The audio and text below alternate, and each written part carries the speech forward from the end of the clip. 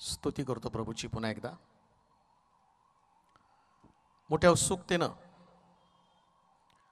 आम्ही या ठिकाणामध्ये उपस्थित आहोत. सभेचा उद्देश अगदी स्पष्ट आहे आणि आत्मिक जागृती सभा. आत्म्यामध्ये जागृती येणं किती महत्त्वाची आहे त्याच्यासाठी या सभेचं नियोजन केलं आणि जवळजवळ 120 वर्ष ही ख्रिस्ताची मंडळी या ठिकाणामध्ये आहे. रचना कशी झाली, कसं रोपण झालं, कशा पद्धतीने लोक एकत्र यावेत आणि देव लोकांना समजावा. 120 वर्षापूर्वी ही लेकरं जी पळतात ना, त्याने एका जागी बसवा एका जागी त्यांना.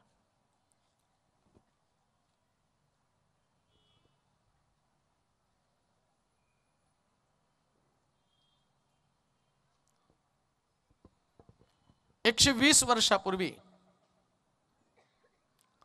ज्या पद्धतीनं मंडळी रचली गेली, प्रभू येशू ख्रिस्त या मंडळीचं रोपण करण्याच्या अगोदर जसं मी पाहतो की काय त्यावेळेमध्ये चर्च अस्तित्वात नव्हते का, मंडळ्या नव्हत्या का?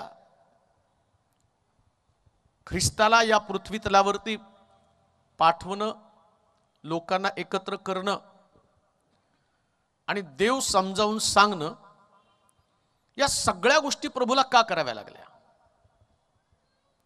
जसं प्रभू येशू ख्रिस्त स्वतः म्हणतो, चोर येतो चोरी, घात व नाश करण्यासाठी, मी आलो ते तुम्हाला जीवन देण्यासाठी. मग काय जीवन नव्हतं का?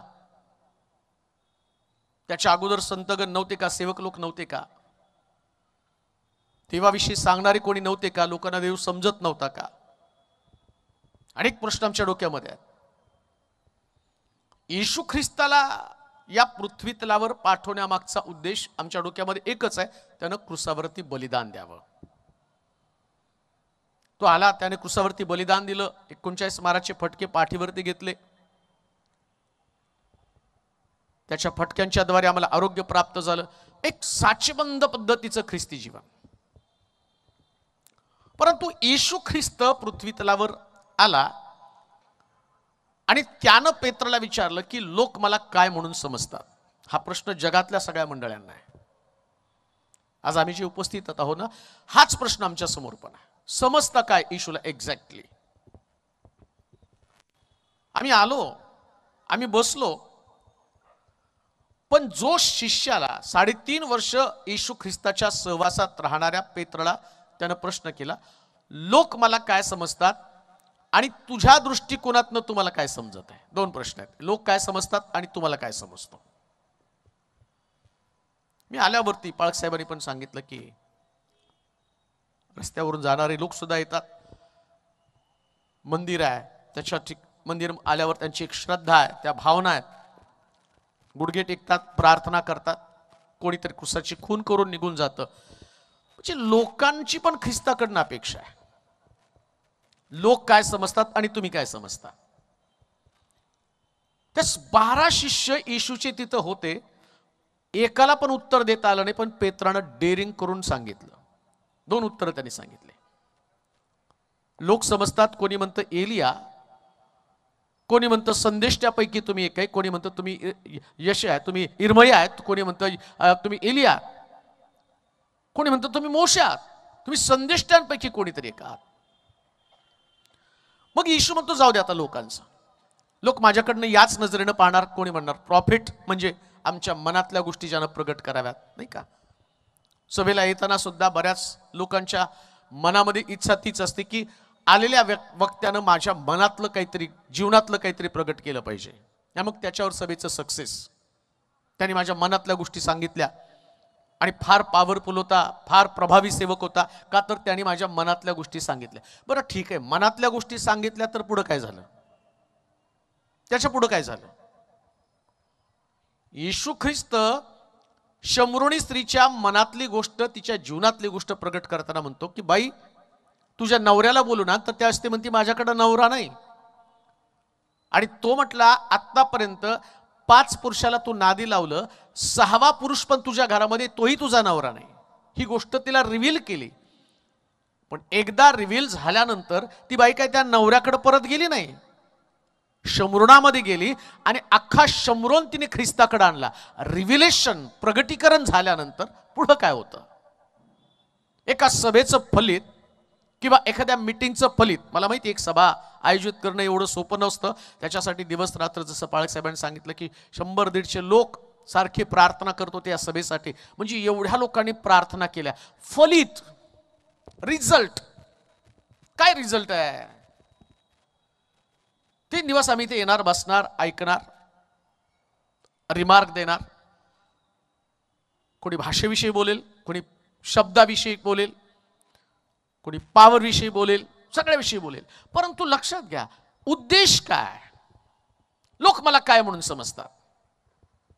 आणि मग पेत्र त्या ठिकाणामध्ये, आता त्यानं लोकांना या सगळ्या गोष्टी काय, लोकांचं दृष्टिकोन काय? आता पेत्रला विचारतो, जाऊ दे लोकांचं, तू मला काय समजतो? त्याचं उत्तर फार सुंदर आहे आणि तेच उत्तर घेऊन आम्हाला जायचंय 3 दिवसामध्ये. कोणतं माहिती का?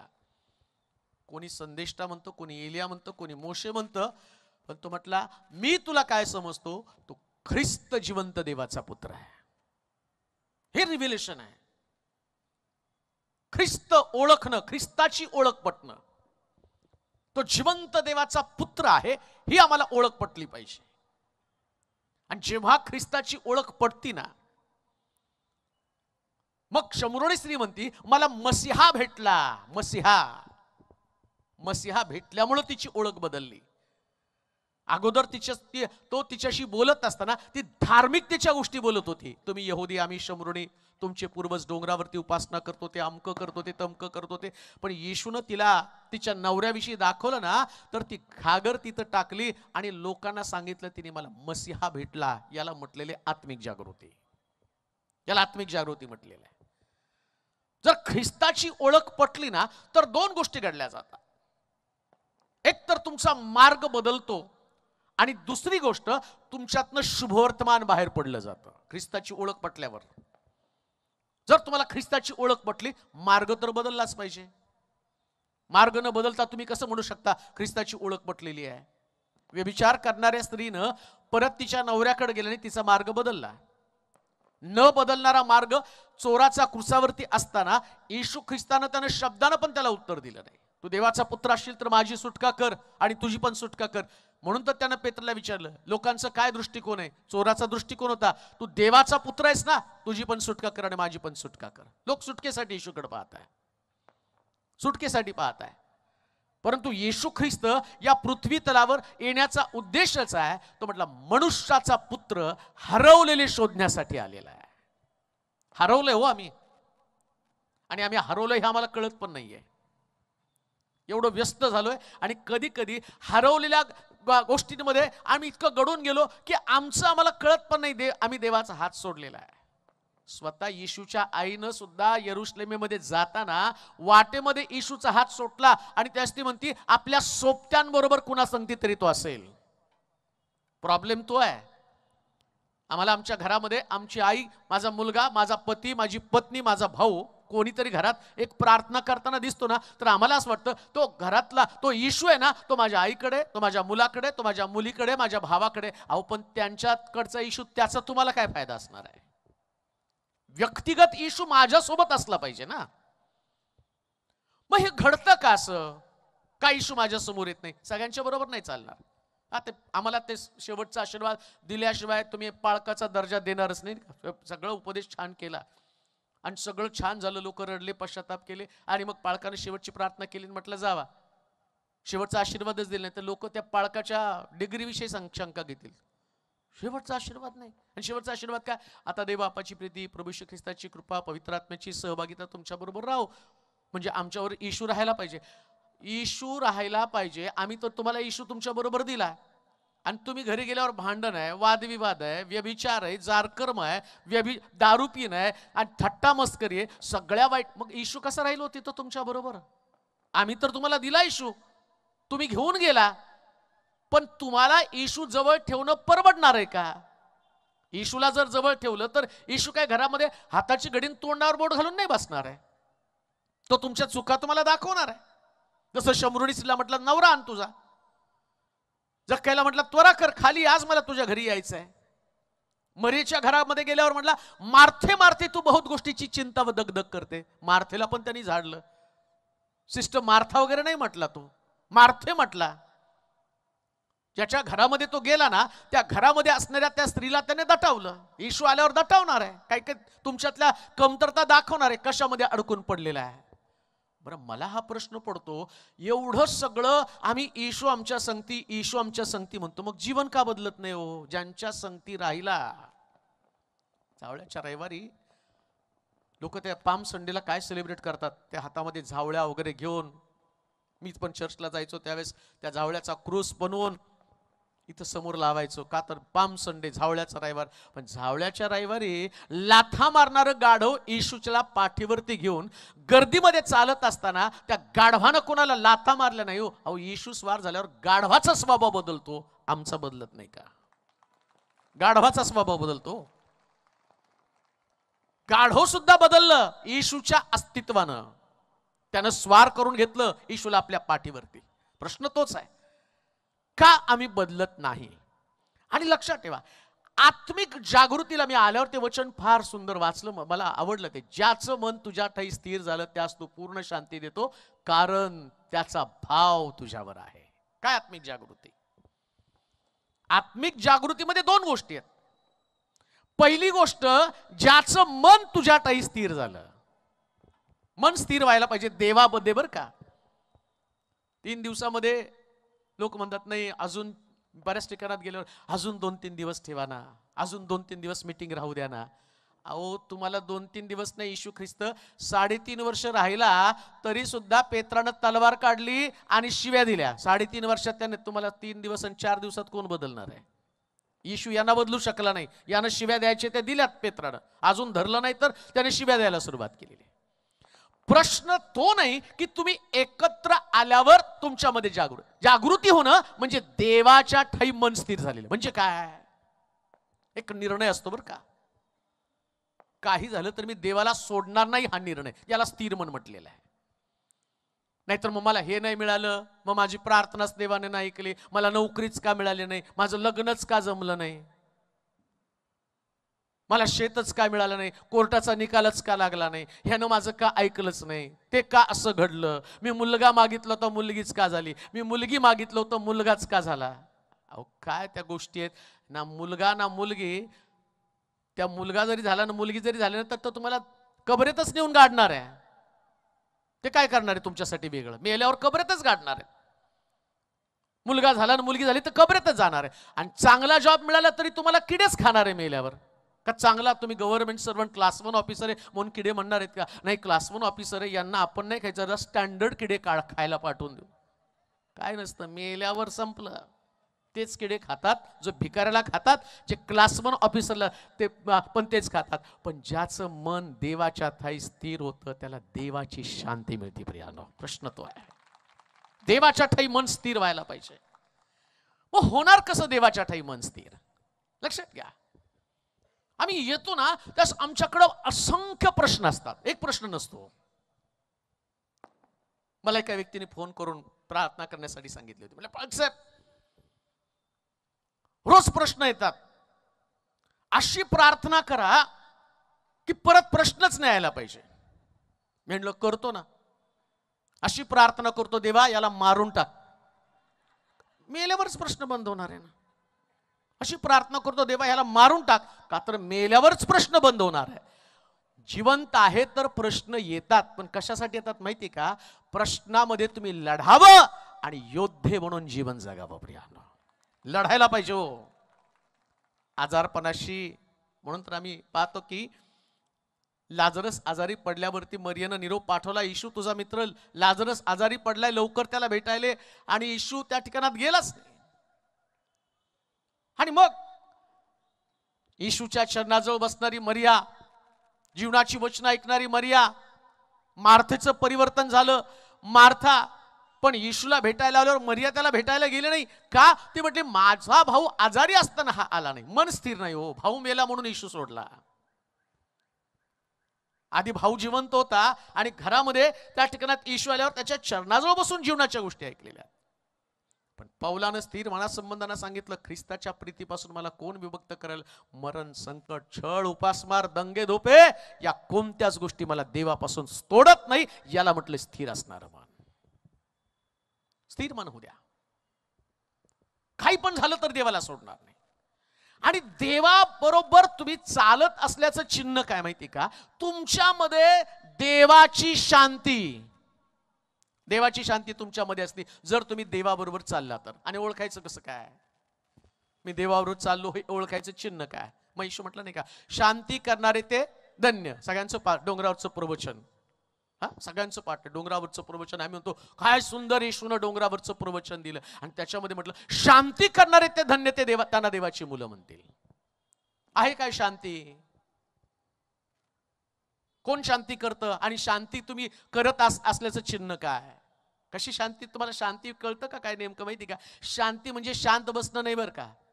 म्हणून काय लोक म्हणतात ते दिसतात तेवढे शांत नाही. त्यांच्या मनामध्ये काय चाललंय तुम्हाला कळत नाही. घरामध्ये गेल्यावर जो गोंधळ घालतात ना ते कुणाच्या लक्षात येत नाही. कधी कधी वरून शांती दिसती, आतमध्ये बदल्याची भावना असते. आतमध्ये बदल्याची भावना. कसली बदला घ्यायचा? कोणीतरी तुमच्या विरोधामध्ये काहीतरी केलेलं आहे. राजानं दानिएलला सिंहाच्या गुहेमध्ये टाकलं, पण दानिएल सिंहाच्या गुहेमध्ये शांत आहे. कसं काय शांत आहे? राजानं सकाळी त्याला विचारलं, दानिएला, परात्पर देवाच्या सेवका, तुझ्या देवानं देवदूत पाठवून सिंहाची तोंड बंद केली का? दानिएलाचं उत्तर रागाचं नाही, तो म्हणतो महाराज चिरायू असा याला शांती म्हटलेलं आहे. ज्यानं सिंहाच्या गुहेमध्ये टाकलं ना त्याच्यासाठी अभिवचन याला शांती म्हटलेलं आहे. पीस नाही तुमची तुटली पाहिजे. कोणत्या गोष्टीने तुमची शांती तुटलेली आहे? शांती तोडणाऱ्या अनेक गोष्टी तुमच्या जीवनामध्ये. ते प्रश्न तुमच्याकडे असणार आहे. शांती तुटावी. आणि शांती या शब्दाला परफेक्ट शब्द कोणता माहिती का? वेल्डिंग. वेल्डिंग म्हणजे जोडलं जाणं. आणि कोणाला जोडायचं माहिती का? देवाला जोडलं जाणं. काही कारणानं तुमची देवाशी संगती तुटली म्हणजे वेल्डिंग तुटलं, म्हणजे शांती तुटली. वेल्डिंगच तुटलेलं आहे. काहीतरी कारणानं तुमच्या देवाशी असणारं नातं तुटलेलं आहे. तुमची परीक्षा झाली, तुम्हाला टेस्ट करण्यात आलं, तुम्हाला रोगामध्ये पाठवलं, तुमच्यामध्ये कर्ज होतं, तुम्हाला कोणी नातेवाईकांनी सोडलेलं आहे, तुमची नोकरी गेली, तुम्ही अपमानित झाला, काही वेळेस तुमच्या मनाच्या विरोधात काही गोष्टी घडलेल्या आहेत. तिथं तुमची शांती तुम्हाला टिकून ठेवावी लागते. तिथं दाखवावं लागतं की तुमच्यामध्ये शांती आहे. तुम्ही देवाशी जडून राहिलेला आहात. कोणत्याही गोष्टीने तुम्ही देवाशी तुटत नाही, याला शांती म्हटलेलं आहे. आज माझा विषय तो नाही. आज माझा विषय येशूकडे जाणं आहे. येशूकडे जायला पाहिजे. आणि जो येशूकडे जातो ना त्यानं स्वतःची तपासणी केली पाहिजे, खरंच मी येशूकडे गेलो का? आता मी चंद्रपूरमध्ये आलो. चंद्रपूरमध्ये आलो म्हणजे फक्त आंद्रिया चर्चमध्ये आलेलो आहे. सद आंद्रिया चर्च असं नाही मी म्हणू शकत मी चंद्रपूरमध्ये आलो. एक चर्च पाहिलं हो. एक चर्चमध्ये या ठिकाणामध्ये असणार तुमचं क्वायर, सुंदर गाणं, हे सुंदर परिसर, इथले लोक सगळ्यांना मी पाहिलं. मग असं थोडी म्हणेल मी सगळं चंद्रपूर पाहिलं. पण आता माझ्याविषयीची बातमी काय जाणार? पाळक साहेब चंद्रपूरला जाऊन आले. काय काय पाहिलं चंद्रपूरला? कुठल्या कुठल्या फॅक्टरीज बघितल्या, कोणत्या कोणत्या लोकांना भेटला, काय त्या ठिकाणचं वैशिष्ट्य आहे. तसं आम्ही सुद्धा काय झालं, ख्रिस्ताच्या बाबतीमध्ये ख्रिस्ताला जाऊन भेटलो, पण त्याचा एकच गुण पाहिला हो, एकच वैशिष्ट्य जाणून घेतलं. आणि आम्ही म्हटलं नाही ख्रिस्त भेटला, ख्रिस्त भेटला, ख्रिस्त भेटला. ख्रिस्त भेटला म्हणजे तुला काय भेटला? शमरुणी स्त्रीला भेटला याकोबाच्या विहिरीवरती, तर त्यावेळेस तिचं परिवर्तन झालं. जक्कयाला झाडावरती भेटला, तर त्यानं कुभांडानं बेतलेलं चौपट परत करून टाकलं. मत्तयाला जकातीच्या ठाण्यावरती बसला आणि मत्तयाला म्हटलं माझ्या मागे, त्यानं जकातीचा ठाणा सोडला, शिष्य बनला. ज्याला ज्याला भेटला त्याला चिन्ह दिसलेलं आहे. काहीतरी दिसलं पाहिजे ना येशू भेटलेला आहे. अजून एक गोष्ट मला सांगतो, बोलणं म्हणजे तुम्हाला त्याचा अनुभव असतो असं नाही. मी बायबलचं बोलतो कारण तो माझा अभ्यास आहे. ऐका बरं का, मी तुम्हाला देवाविषयी सांगितलं आणि तुम्ही लगेच लोक म्हणतात एवढं सुंदर आम्हाला देवापासून ऐकायला मिळालं. लोक सांगतात नाही खूप छान बोलला, मग आमचं असं झालं, आमचे तसे प्रश्न सुटले, हे प्रश्न सुटले. पण मी सांगतो म्हणून मी स्वर्गात जाईल याची गॅरंटी नाही बरं का. मी सांगतो म्हणून मी स्वर्गात जाईल याची गॅरंटी नाही. मी तुझ्या नावाने संदेश दिले, रोगी बरे केले, भूत काढली, तरी मी तुला ओळखतच नाही. मग एवढं सगळं तत्वज्ञान सांगून सुद्धा तो म्हणतो माझी तुझी ओळखच नव्हती ना. ऐका, संदेश दिला, रोगी बरे केले, भूत काढली, मी म्हटलं की नाही माझी आणि देवाची ओळख असल्या कारणाने या सगळ्या गोष्टी मी करत आहे. आणि ज्यावेळेस मी त्याच्या समोर उभा राहील, माझा न्याय होईल, तर तो म्हणतो तुला मी ओळखतच नाही.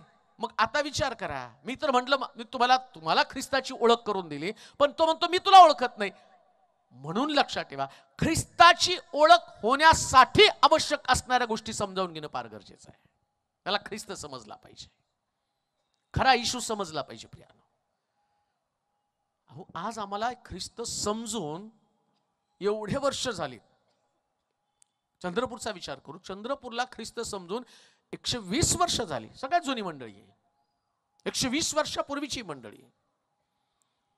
शमरोणी स्त्रीला ख्रिस्त ज्या दिवशी समजला, तिने अख्खा शमरोण ख्रिस्ताकडे आणला. चंद्रपूरच्या लोकांना ख्रिस्त 120 वर्षापूर्वी समजला, अख्खं चंद्रपूर ख्रिस्ताकडे का नाही आलो? एक दिवसामध्ये तिने अख्खा शमरोण ख्रिस्ताकडे आणला.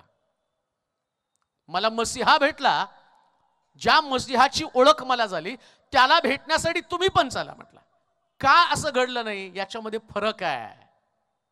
सकाळी उठल्यावर साबणानं आंघोळ करण्याची सवय लागलेली असते, सकाळी उठल्यावर ब्रश करण्याची सवय लागलेली असते. आणि ते कसं करतात माहिती का? ते लेकरं आहेत ना, लहान लेकरं, ते ब्रश करतात, ते तुम्हाला बघून ब्रश करतात. अहो तुमच्या पण पिढ्या, तुम्ही काय केलं, वरच्यांना बघून जसं चर्चला यायचं तसं आलं ब्रश केल्यासारखं. पण व्यक्तिगत पर्सनल तुम्हाला अनुभव काय आलेला? अनुभव काय सांगतो? तिला ख्रिस्त समजला आणि तिने शमरोन आणला. प्रश्न तोच आहे, तुम्हाला ख्रिस्त समजला तर किती लोकांना ख्रिस्ताकडे तुम्ही आणलं? आणि का आणू शकला नाही? कारण तुमचा अनुभवच नाहीये, तुमचा अनुभवच नाहीये. तो ऐकलेली वार्ता आहे, पूर्वजांना कळालेला आहे, पूर्वजांनी त्याला चाखलेला आहे. त्याने असाच ख्रिस्त स्वीकारला नाही, त्यांना ख्रिस्त स्वीकारण्यासाठी रक्तसाक्षी बनावं लागलेलं आहे. त्यांना किंमत चुकवावी लागलेली आहे, त्यांना किंमत चुकवलेली आहे. जेवढे लोक ख्रिस्ताला स्वीकारले त्या सगळ्या लोकांना किमती चुकवाव्या लागलेल्या आहेत. शिष्यांना किती छळ सहन करावा लागला. येशू ख्रिस्तानं, तो पौल म्हणतो, ख्रिस्तानं एकदा 39 फटके खाल्ले, पौल म्हणतो मी 3दा 39 माराचे फटके सहन केले. ख्रिस्ताची ओळख झाल्यावर बरं का, ख्रिस्ताची ओळख झाल्यावरती अशा प्रकारचं परिवर्तन होतं. एक वचन वाचू, मत्त्याचं शुभवर्तमान त्याचा 11वा अध्याय आणि त्याची 28 आणि 29 वचन. मत्त्याचं शुभवर्तमान त्याचा 11वा अध्याय 28 आणि 29 वचन. हा,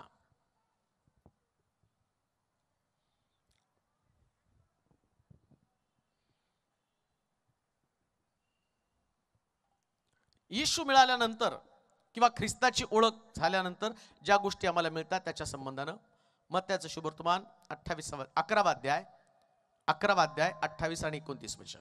परंतु मी जर देवाच्या आत्म्याच्या साहाय्याने भूते काढत आहे, मी जर देवाच्या आत्म्याच्या साहाय्याने भूत काढत आहे, देवाचे राज्य तुमच्यावर आले, देवाचे राज्य तुमच्यावर आले आहे. हा, अथवा बलवान माणसाला अगोदर बांधल्याशिवाय, बलवान माणसाला अगोदर बांधल्याशिवाय त्याच्या घरात शिरून, त्याच्या घरात शिरून त्याची चीज वस्तू कोणाला लुटून नेता येईल काय? त्याची चीज वस्तू कोणाला लुटून नेता येईल काय? त्याला बांधले तरच तो त्याचे घर लुटील, त्याला बांधले तरच तो त्याचे घर लुटील. हा, पुढे 29 पर्यंत. मत्त्याचं शुभवर्तमान 11वा अध्याय. जो मला अनुकूल नाही, जो मला अनुकूल नाही, तो मला प्रतिकूल आहे, तो मला प्रतिकूल आहे.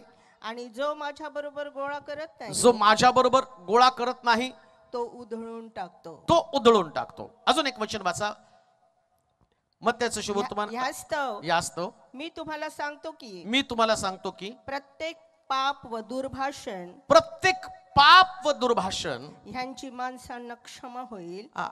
मुख्य वचन जे आहे मत्तयाचं शुभवर्तमान 11वा अध्याय 27, 28 आणि 29 वचन मी या ठिकाणामध्ये वाचून दाखवतो. माझ्या पित्यानं माझ्या हाती सर्व काही दिलं आहे.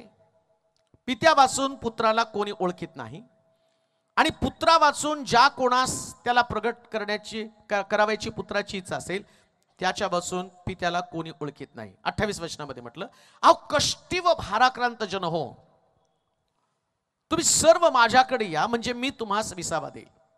मी जो मनाचा सौम्य लीन आहे त्या माझे जो आपणावर घ्या आणि माझ्यापासून शिका म्हणजे तुमच्या जीवास विसावा मिळेल. पहा असं वचन आहे त्या ठिकाणामध्ये. माझ्या पित्यानं सर्व काही माझ्या हाती दिलेले आहे आणि पित्या वाचून पुत्राला कोणी ओळखीत नाही. माझा विषय तोच आहे. ख्रिस्ताची ओळख मला व्हायला पाहिजे आणि स्वतः येशू म्हणतो बापाशिवाय मला कोणी ओळखलं नाही, फक्त देवानेच त्याला ओळखलेलं आहे. मग असं का म्हणतो तो बापाने ओळखलं तुम्ही मला ओळखलं नाही?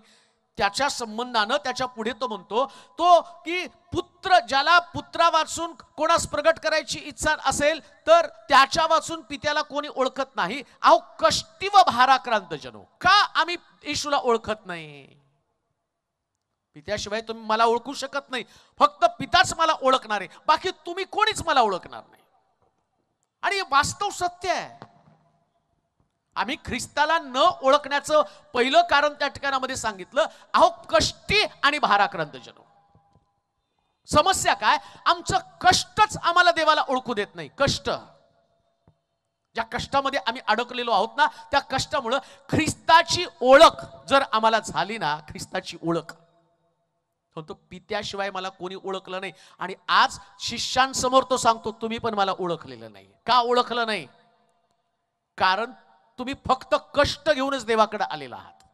कष्टापासून विसावा. प्रत्येक व्यक्तीला जगामध्ये कष्टापासून विसावा आवश्यक आहे. त्यांचं संघर्ष, त्यांचं स्ट्रगल चालू आहे, त्यांचं लढणं चालू आहे, परिस्थितीशी ते झगडत आहेत, झुंजत आहे. कधी रोगाशी, कधी कुटुंबातल्या लोकांशी, कधी काम करणाऱ्या ठिकाणाशी लढावं लागतो. असंच नाही तुम्हाला पुढे जाता येत. जगात तुम्ही राहत असलेल्या ठिकाणामध्ये तुम्हाला सतत आणि सतत संघर्ष करावा लागणार आहे.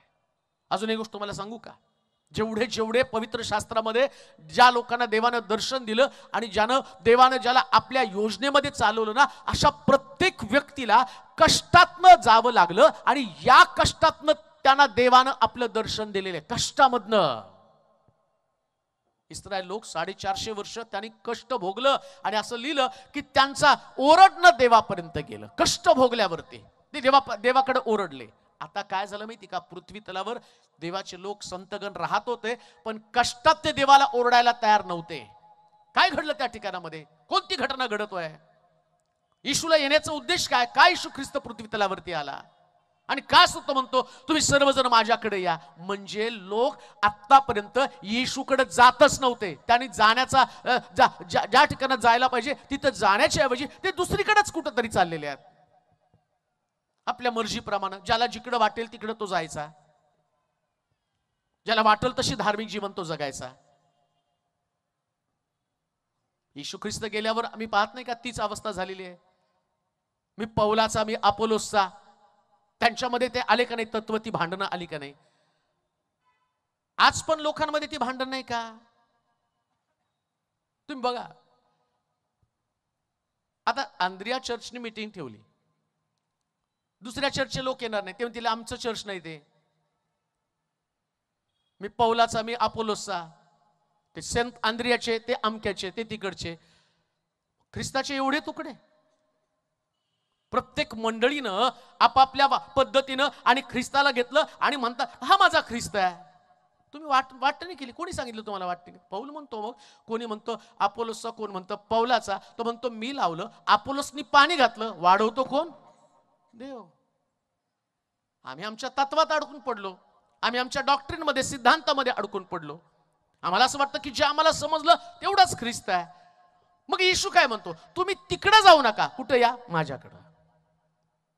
माझ्याकडे आल्यावर खरी माझी ओळख तुम्हाला पटणार आहे. म्हणतो म्हटला पित्याशिवाय मला कोणी ओळखलं नाही. मंडळांनी नाही ओळखलं, चर्चेसनी नाही ओळखलं त्याला. चर्चने आपला एक साचा तयार करून ठेवलेला आहे. त्यांचे सिद्धांत त्या साच्यामध्ये ते लोक अडकून पडलेले आहेत. साच्याच्या बाहेर यायला ते तयार नाहीत. आणि आम्ही पाहतो की असं होत असताना, ऐका बरं का, या चर्चनं कसा साचा तयार करून ठेवलेला होता. सगळ्यांकडे बायबल होतं. येशू ख्रिस्त आला आणि एक स्त्री व्यभिचार करताना सापडली. धार्मिक लोकांनी तिला पकडून आणलं आणि धार्मिक लोकांनी बायबल उघडून येशू समोर ठेवलं आणि त्यानं सांगितलं, असं शास्त्रात लिहिलं, व्यभिचार करताना सापडलं तर दगडाने ठेचून मारायला पाहिजे. आणि हातात दगड घेऊन आले दगडाने ठेचून मारायला. का? शास्त्रात असं लिहिलेलं आहे. मग शास्त्रातला देव नुसतं शासन करतो, दंड देतो आणि उद्ध्वस्त करतो का? बरं, शास्त्रातला देव तुम्हाला दुसऱ्यांचं पाप शोधायला कशाला पाठीमागं पाठवतो? आता विचार करा. येशू ख्रिस्त एकीकडे शिक्षण देत आहे मंदिरामध्ये आणि हे लोक ती बाई कोणाला घेऊन थांबली याचा शोध घेण्यासाठी त्या बाईच्या घरी पहाटे गेलेत. प्रार्थनेला नाही गेले, पण त्या बाईच्या घरात शोधायला. आत्ता कोणता नवरा तिने घरात घेऊन बसली ते शोधायला गेलेले. लक्षात ठेवा, दुसऱ्याच्या जीवनामध्ये डोकावणारे लोक आहेत ना, यांना अजूनही ख्रिस्त कळालेला नाहीये. म्हणून म्हटलं, माझ्याशिवाय कोणी ओळखलंच नाही, फक्त बापाने मला ओळखलेलं आहे. आम्ही धार्मिक शिक्षण कशासाठी घेतो माहिती का? लोकांचं पाप शोधण्यासाठी. हा कसा आहे, तो कसा आहे, ती कशी, ती कशी आहे. मग तुम्हाला ख्रिस्ताची ओळखच पटली नाही. आता येशूची ओळख पटल्यावर येशूने त्याची ओळख सांगितली. त्या बाईला ते लोक आले, म्हटलं असं लिहिलंय शास्त्रामध्ये, बघा बायबलमध्ये तसं दिलंय. दगड मारायचा आता तिला. येशूने पहिला प्रश्न केला, दगड त्याने मारायचं ज्याने अजूनपर्यंत पाप केलं. बघा का, कोणीच उठून जायला तयार नाही. ते वाट बघत होते, म्हणा मारा, मारून जायचं, त्या बाईला खलास करायचं. मग येशू जमिनीवरती लिहायला त्याने सुरुवात केली आणि त्यांचे दगड पडले. हिरम्याच्या पुस्तकामध्ये लिहिले, त्यानं पातक्यांची नावं धुळीवर लिहून ठेवली. या लोकांनी दुसऱ्याचं पाप पाहिलं, स्वतःच्या पापाकडे त्यांनी नाही पाहिलं. दावीद म्हणतो, माझं पाप नित्य माझ्या समोर आहे. ऐका, हे जे कष्ट आहे, अहो कष्टी व भाराक्रांत जन हो. कोणतं कष्ट आहे हो? आम्हाला नेहमी दुसऱ्याच्या जीवनातलं चांगलं पाहिलेलं हेच कष्ट आम्हाला होतं. कुठलं कष्ट होतं बघा. एखाद्याने नातेवाईकामध्ये जर तुम्ही बघितलं ना, चांगलं कोणी घर बांधलं तर आमच्या पोटात दुखतं. आम्ही म्हणतो नाही, त्यांच्या घराच्या ओपनिंगला आपण जायचं नाही. आणि घरी जाऊन गुडघे टेकून प्रार्थना, हे बापा रात्री आला तर मला घेऊन जा, उशाला 2 पायथ्याला 2 देवदूत ठेव, आणि रात्री आला तर मला घेऊन जा. आणि प्रार्थनेचा शेवट नाही का, हे आमच्या स्वर्गातील बापा तुझे नाम, बोला की हो, बोला बोला, तुझे नाम, अजून बोला, जोरात बोला. तुम्हाला चंद्रपूरच्या लोकांचं सगळं पाठ आहे, मला माहिती आहे, मला तिकडं कळालं होतं सगळं. हा बोला, प्रभूची प्रार्थना, हे आमच्या पुढे, अजून जोरात येऊ द्या आवाज.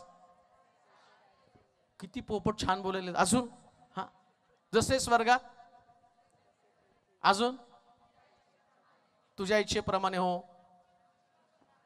आमची रोजची भाकर आज आम्हास दे, जसे जसे आम्ही आपल्या अपराधांची. किती लबाड आहे, किती लोकांना क्षमा केली सांगा. पण काय डेअरिंगने तुम्ही प्रार्थना म्हणता, किती कॉन्फिडंटली तुम्ही बोलता. का तर तुम्ही ख्रिस्ताला ओळखलं नाही. ख्रिस्ताची ओळख जर असती ना, तर तुम्हाला कळलं असतं, जसं मी अपराधांची क्षमा करतो तसे तो माझे अपराध क्षमा करणार आहे. म्हणून कष्ट आहेत, म्हणून कष्ट आहेत. एक गोष्ट सांगू का तुम्हाला, यातल्या कोणत्या गोष्टी करतो हे म्हणून प्रार्थना म्हणा बरं का. मला पेपरला एक बातमी वाचली होती, सोलापूर मधली बातमी. त्या दिवशी सगळ्यांनी शपथ घेतल्या महापालिकेतल्या लोकांनी, आम्ही भ्रष्टाचार करणार नाही. आणि त्याच्यानंतर 200 रुपयाची लाच घेताना पकडला आणि पेपरला आली, भ्रष्टाचाराची शपथ घेताना शपथ घेतली आणि 200 रुपयाच्या लाच घेताना सापडला. आमचं पण तसंच आहे हो, जसे मी आपल्या अपराधाची क्षमा करत नाही म्हणत लगेच सापडला.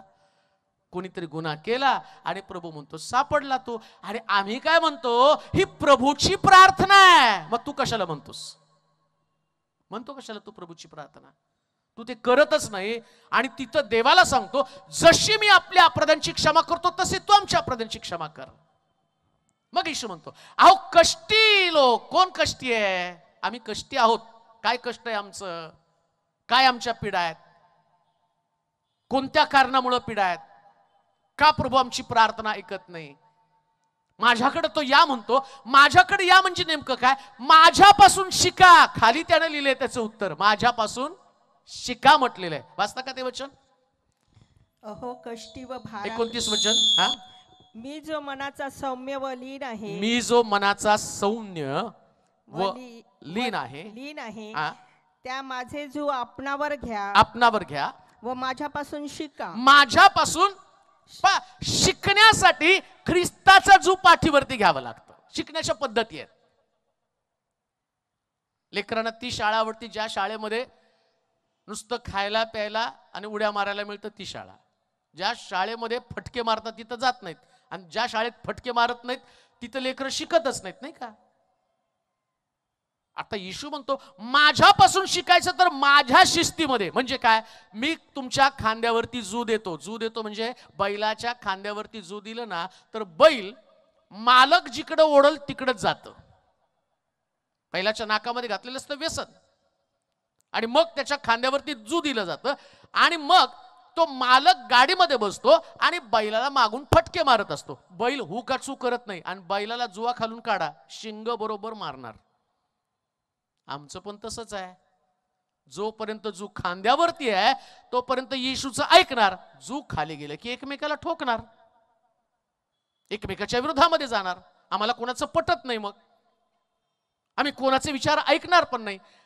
प्रॉब्लेम काय? येशूकडे यायचं तर येशूकडे आल्यावर इथं पहिल्या वचनामध्ये सांगितलं तुमचे कष्ट तुम्हाला समजलं पाहिजे. अहो कष्टी लोकांनो, पहिले तुमचे कष्ट तुम्हाला समजू द्या. काय नेमकं कष्ट तुमच्याकडे आहे? कोणती समस्या तुमच्याकडे आहे? जगामध्ये सगळ्यात समस्येचं मूळ जर काय असेल तर मनुष्याला नेमकं माझी समस्या काय हेच माहित नाहीये. काय समस्या आहे?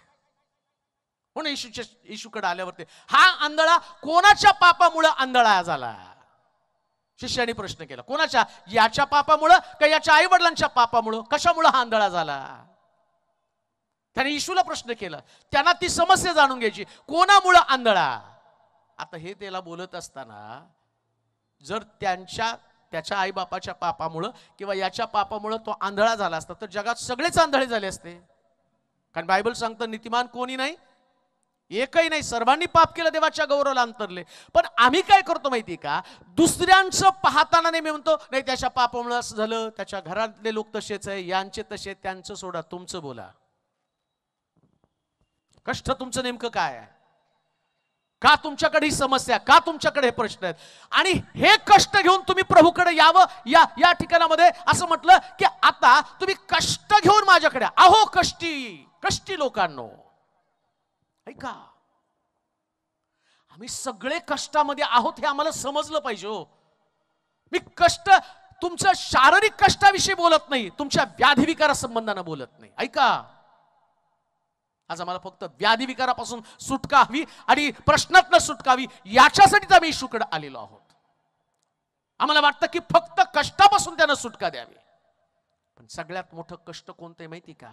मनुष्यामध्ये असणारं पाप हे सगळ्यात मोठं कष्ट आहे. सगळ्या वाईटाचं मूळ जर काय असेल तर पापामध्ये असेल. आणि पापाचं ओझच माणसाला समजत नाही. जे आमच्या खांद्यावरचं जो आहे ते आम्ही टाकून दिलं पाहिजे आणि येशू देतो ते जो आमच्या खांद्यावरती आम्ही घेतलं पाहिजे. येशूचं जो पापाचं जो आमच्या खांद्यावरती आहे त्याच्यामुळे आम्ही कष्ट भोगत आहोत. आज ज्या आम्हाला ठेचा लागत आहे, आज ज्या मी अडखळत चालत आहोत, आज ज्या आमच्याकडे पीडा आहेत, या पीडा नेमक्या आमच्या जीवनातल्या पापामुळे पीडा आहेत. देवाला पाप पसंत नाही.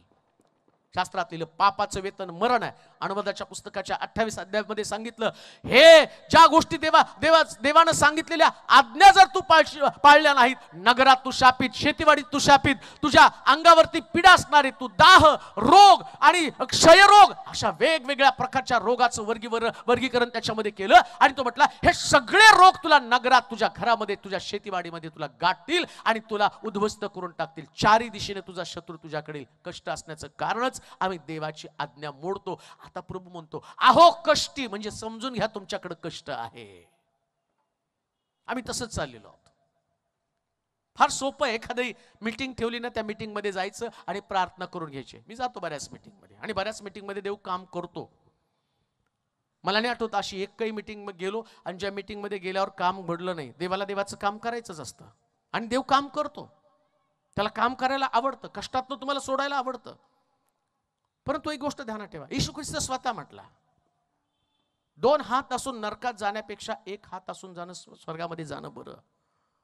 2 डोळे असून नरकात जाण्यापेक्षा 1 डोळा असून स्वर्गामध्ये जाणं बरं. आणि मग तो काय म्हणतो, तुझा हात जर तुला पाप करण्यासाठी प्रवृत्त करत असेल तर आपला हातच उपटून टाक. मग कष्ट येणार नाही का तिथं? आता हात काढल्यावर किती तुमच्या शरीराला त्रास होणार आहे? हे सगळ्यात मोठी समस्या काय? पाप करणं आहे, बाकी नाही कोणती समस्या. तुमच्या हाताला आरोग्य नाही, तुमच्या डोळ्याला आरोग्य नाही, तुमचं बीपी वाढलं, तुमचं शुगर वाढलं. अहो बीपी नॉर्मल होईल, शुगर नॉर्मल होईल, तुम्हाला आरोग्य मिळेल. पण आरोग्य मिळाल्यावर तुम्ही एक दिवशी मरणारच आहात आणि मेल्यावर नरकात जाणार. नरकातनं तुम्हाला बाहेर कोणीच काढणार नाही. खरं कष्ट तर नरकामध्ये आहे. कोणी सांगितलं तुम्हाला पृथ्वी तलावरती निरोगी राहिल्यावर आमचं शरीर आणि त्याच्यामध्ये कष्ट नसतं? कोणी म्हटलं तुम्हाला आम्ही कर्जामध्ये आहोत म्हणून कष्टामध्ये आहोत? नाही हो. श्रीमंत माणूस आणि दरिद्री लाजरस पृथ्वी तलावरती असताना दरिद्री माणूस कष्टामधलं जीवन जगत होता, पण त्यानं धार्मिकता नाही सोडली. स्वर्गामध्ये पोचला तो. ज्या अर्थी तो स्वर्गामध्ये पोचला ना, त्या अर्थी त्याचं धार्मिक जीवन आणि बळकट होतं. त्याने नाही प्रभूला सोडलं, कष्ट सोसलं. कष्ट सोसत सोसत मेला प्रिया. श्रीमंत माणसाने ख्याली खुशालीचं जीवन जगला, एक दिवशी मेला. आता खरं कष्ट त्याचं नरकामध्ये सुरू झालं. त्याच तो म्हणतो, कोणातरी संदेशाला पृथ्वी तलावरती पाठव, माझी भावंड इथं येऊ नये, ज्या वेदना, जो त्रास मी भोगत आहे ना, हा त्रास त्यांनी भोगू नये, याच्यासाठी कोणाला तरी पाठवतो. म्हटलं नाही, पृथ्वी तलावर माझे संदेश, ते माझे सेवक ठेवलेले आहेत, ते त्यांना वचनातनं सांगत आहे, त्यांनी त्यांचं ऐकलं पाहिजे. कान देऊ नये का? आज मी तुम्हाला हे सांगण्यासाठी उभा आहे. जे त्या ठिकाणी त्या श्रीमंत माणसाची ओरड होती, तो त्या नरकामध्ये यातना भोगत आहे, अधोलोकामध्ये कष्ट भोगत आहे, त्याचं कष्ट सांगण्यासाठी मी तुमच्या समोर उभा आहे. जाणून घ्या तुमचं कष्ट. अहो कष्टी व भाराक्रांत जनो, तुम्ही माझ्याकडे या. आज आमच्या नेमक्या कष्टाविषयीची जाणीव घेऊन आम्हाला प्रभूकडे गेलं पाहिजे, प्रभूकडे जायला पाहिजे. कष्ट नेमकं कोणतं आहे? शारीरिक कष्टासंबंधानं, कुटुंबात असणाऱ्या कष्टासंबंधानं विचार करत आहात? कसलं लुटूपुटीचं जीवन आम्ही जगत आहोत. नवरा त्रास देतो, बायको त्रास देते, लेकरं त्रास देतात, प्रार्थना बंद, चर्च बंद. मी तुम्हाला मगाशी सांगितलं, जे आहेत ना तुमच्या बरोबर, आम्ही स्वतः पाहिलं. सकाळीच एका व्यक्ती बरोबर चर्चा करत असताना त्याने सांगितलं, बायको मेली आणि तो आता असं म्हणतो की मुलांची लग्न झाले, सगळे जिकडे तिकडे आहेत, पत्नी मेली, आता मला कष्ट करून खाणं कठीण जातं, रिटायरमेंट नंतर तो म्हणतो मला अजून एक लग्न करायला पाहिजे. मग तुम्ही विचार करा, ज्यांच्या संगती तुम्ही राहता त्यांच्या बरोबर राहताना तुम्हाला कष्ट आहे, दुःख आहे, पण तुम्ही मेल्यावर त्या व्यक्तीला त्याचं काहीच अस्तित्वच नसतं ना. म्हणून जगायचं तर देवासाठी जगा आणि मरताना पण देवाला घेऊनच मरा. हे जीवन असलं पाहिजे. बाकी शून्य हो सगळं. हा तुमच्या भोवतीचा गोतावळा आहे ना, हा फक्त तुम्हाला पुरण्यासाठी आहे, पण येशू फक्त तुम्हाला कबरेतनं बाहेर काढण्यासाठी आहे. तोच तुम्हाला कष्टातनं बाहेर काढणार आहे. या गोतावळ्यामध्ये अडकून पडू नका. कोण माझ्या संगती, माझी पत्नी, माझं लेकरू, नाही हो. म्हणून त्या एका व्यक्तीने येशूला फार सुंदर प्रश्न केला. आला येशूकडे, एक प्रश्नाचं उत्तर प्रभू मला तुझ्याकडून पाहिजे. म्हणला बोल. एक स्त्री होती आणि तिनं ज्याच्यावर लग्न केलं तो मेला. मग त्याच्या भावानं तिच्यावर लग्न केलं, तोही मेला. मग तो मेल्यावर त्याने तिसऱ्या भावावर लग्न केलं, तोही मेला. असं करत करत ते 6 जण मेले. स्वर्गामध्ये ती कुणाची पत्नी होणार आहे? प्रश्न काय त्याचा? स्वर्गात ती कोणाची बायको होणार? येशूने काय म्हटलं माहिती का? स्वर्गामध्ये कोणी कुणाची पत्नी नाही, कोणी कुणाचा भाऊ नाही, कोणी कुणाचा बाप नाही, कोणी कुणाची आई नाही. सगळे स्वर्गामध्ये देवदूतासारखे असणारे. ते लग्न करत नाही, करून घेत नाहीत. म्हणजे स्वर्गामध्ये पती पत्नीचं नातच नाही. मग इथं कशाला झटत बसताय? म्हणून लोट हुशार होता बरं का. देवाने त्याला सांगितलं मागं वळायचं नाही. मागं वळशील तर मिठाचा खांब बनशील. बायको येते का, मुलगा येतो का, सून येते का, काही बघत बसलं नाही. लोटाची पत्नी पळता पळता मागं बघत होती. मी शेजारणीकडे पैसे उसने ठेवले, ते घ्यायचे राहिले, मिठाचा खांब बनले. काय लुटूपुटीचं जीवन जगता. असं जीवन जगा की जे जगल्यानंतर तुम्ही स्वर्गामध्ये पोहोचणार आहात. हे कष्ट आहे सगळ्यात मोठं. आज आमची समस्या या पृथ्वी तलावरची समस्या नाही, नोकरी नाही लागली. माझा देव सगळं देण्यासाठी समर्थ आहे, लक्षात ठेवा. सगळं देण्यासाठी समर्थ आहे. मी अशा देवाविषयीची घोषणा करतो जो बायबल मधला सत्य देव आहे, सत्य देव बायबल मधला. आणि मी त्याचा जिवंत साक्षीदार म्हणून तुमच्या समोर उभा आहे. तुम्ही मला बोलवण्याचं कारणच काय? ना मी तुम्हाला ओळखत होतो ना तुम्ही मला ओळखत होता. काय कारण आहे तिथं? बायबल जिवंत देवाचं वचन मी तुमच्या समोर मांडतो आणि ते वचन सत्य आहे म्हणून तुम्हाला सांगण्यासाठी आलो. दावीद म्हणतो त्यानं मला धुळीत न काढून राजगादीवरती बसवलं. कोण बसवतो? देव. मग त्यानं प्रश्न केला पाहिजे होता. त्याच्या बापाला त्यांनी म्हटलं पाहिजे, बघा आता ते सगळे दाविदाचे सगळे भावंड मोठ्या मोठ्या हुद्द्यावर राज दरबारात कामाला होते. दावीद मेंढर चारायला. माझ्यासारखा मुलगा असता तर त्यांनी म्हटलं असतं आमच्या बापाने ना मला कॉर्पोरेशनच्या शाळेत टाकलं, सगळे भावंड कॉन्व्हेंटमध्ये घातली. बघा हे सगळे मोठे मोठे ऑफिसर झाले. त्याने कुरकुर करत बसला नाही. त्याने त्याचं काम केलं. माझ्या बापाशी माझ्या भावांशी माझं नातं नसलं तरी चालेल, माझ्या देवाशी माझं नातं असलं पाहिजे. आणि देवाशी नातं असणाऱ्या लोकांचं वैशिष्ट्य काय? ज्यावेळेस तो आणि शमूएल त्या इशाच्या घरामध्ये आला, त्या सगळी मुलं लाईनशीर उभी केली. त्या शमूएलाच्या मनामध्ये आलं इतकी सुंदर मुलं, यातलाच एक राजा करावा. परंतु देवाने त्या सगळ्यांकडे पाहिलं आणि तो म्हटला हा नको तो नको. शेवटी शमूएल विचारतो देवाला, अरे का देवा सगळी लेकरं संपली? तो म्हटला नाही, अजून एक मुलगा इशाच्या घरामध्ये, जाऊन सांग इशाला, त्याला बोलवणार. आणि मग इशाकडे गेला आणि त्याला म्हटला अजून कोण मुलगा आहे का? तो म्हटला आहे, पण तो राजा होण्याच्या लायकीचा नाही. ज्यास तुमची लायकी लोक ठरवतात ना, त्यास देव तुम्हाला तुमच्या लायकीपेक्षा अधिक मोठं करत असतो. म्हणून लक्षात ठेवा, लोकांशी कनेक्टेड राहू नका, पण देवाशी कनेक्टेड राहा. देवाशी कनेक्टेड राहा ना. एक दिवशी तुम्हाला अशा जागेत घेऊन जाईल तो, ज्या जागेवरती तुम्ही गेल्यावर लोकाला त्या जागेच्या विषयी आणि तुमच्याविषयी हेवा वाटला पाहिजे. असं जीवन प्रभू तुम्हाला बहाल करणार आहे. ते कष्ट आहे, हे नाही कष्ट. मला त्याच्यासारखी मी नेहमी लोकांना सांगतो, तुम्ही जे बनला ना ते वन पीसच आहात. आमीन म्हणाल का? वन पीस म्हणजे दुसरं पीसच नाही. आणि आम्ही नेहमी बघा, आमची पोरं सुद्धा बघा, तो एखादा पिक्चर आला त्याच्यातले कपडे आमच्या पोरांच्या अंगावर, का तर त्यांना वाटतं अनेक पीस, ते डिफेक्टिव्ह पीस आहेत. आम्ही वन पीस आहोत. आम्ही त्याच्यासारखं माझ्याकडं देवानं सगळ्याला वेगळं बनवलंय. सगळ्याला. मी प्रीचिंग करताना मी जर म्हटलं नाही देवा मला दिनाकरण सारखं बनवतो, म्हणतो तू डिफेक्टिव्ह आहे. मला तुला इफेक्टिव्ह बनवायचं, तू डिफेक्टिव्ह बनायला लागला.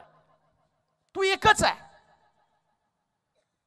मी म्हटलं प्रभू मला बिनियन बनवलं, तर तो नाही, तुला जे बनवायचं ते मी बनवलेलं आहे. आणि जेव्हा तुम्ही तुमच्या जागेवरती उभं राहून जे प्रभूनं तुम्हाला बनवलं आणि त्याच्याकडे कष्टी आम्ही कष्ट घेऊन प्रभूकडे आलो. काय कष्ट आहे आमचं? प्रभू मला असं बनव. तो म्हणतो तू म्हणतो तसं नाही बनव, मी बनवणार. कुंभाराच्या हातामध्ये जशी माती तसं तू माझ्या हातामध्ये. तुला कसा आकार द्यायचा हे मी ठरवणार, पण मी दिलेला आकार इतका सुंदर असेल की तुझ्यासारखा दुसरा पीसच नसेल. तुझ्यासारखा दुसरा पीसच नाही. तू वन पीस. वन पीस म्हणजे वन पीस. आणि एकदा तुम्ही वन पीस झाले ना, वन पीसचं एक वैशिष्ट्य असतं बघा, सेम सेम कड कोणी बघत नसतं. समजा इथं मांडून ठेवल्या सगळ्या ह्या सगळ्या बाटल्या प्लास्टिकच्या मांडून ठेवल्या. आता मांडून ठेवलेल्या बाटल्या सगळ्या एकसारख्याच आहेत. पाणी प्यायला आलेला व्यक्ती तो काय कोणती बाटलीतलं पाणी प्यावं हे निवडत बसणार नाही, कुठली तरी एक घ्यान प्या. पण विचार करा, तुम्ही पाण्याच्या बाटल्या तिथं मांडताना अशी एक बाटली तिथं ठेवाल जी अंबानीची बायको पिती, 65,000 लिटरचं पाणी. काय पितात माहित नाही, पण ती पिती तसलं 65,000 रुपये लिटरचं. मग तिचं पाण्याचं ती बॉटल सुद्धा फार वेगळी आहे. आणि समजा या सगळ्या बाटल्या ठेवल्या आणि त्याच्यामध्ये एक बाटली ठेवली आणि मी मीटिंग चालू असणार. आता हे मीटिंग संपल्यावर याच्यातलं जे पाणी पाहिजे ते तुम्ही प्या. तुमचं लक्ष कुठं असेल? त्याच बाटलीकडे असेल ना. या 5 रुपयाच्या बाटलीकडे थोडं तुम्ही बघणार आहे. म्हणून सांगतो, 5 रुपयाची बाटली बनवू नका, 1 पीस बना. एकदा 1 पीस बनला ना तुम्ही, सगळ्यांचं लक्ष तुमच्याकडे लागेल. मग का म्हणतो, कष्टी भाराक्रंजनो तुम्ही मजकडे या, मी तुम्हाला विसावा देईल. काय विसावा या शब्दाचा अर्थ आहे? मी घडवील बरं का तुम्हाला, मी तुम्हाला घडवील. विसावा म्हणजे घडवण्याची प्रोसेस आहे. जो विसावा तुम्ही म्हणता ना, अहो कष्टी भाराक्रंजनो, कुंभाराच्या हातामध्ये माती असताना ती कष्टामध्ये असते, तुडवतो तिला, चांगलं पायाखाली तुडवतो. विचार करा, ते पात्र बनवायला लागलेलं आहे.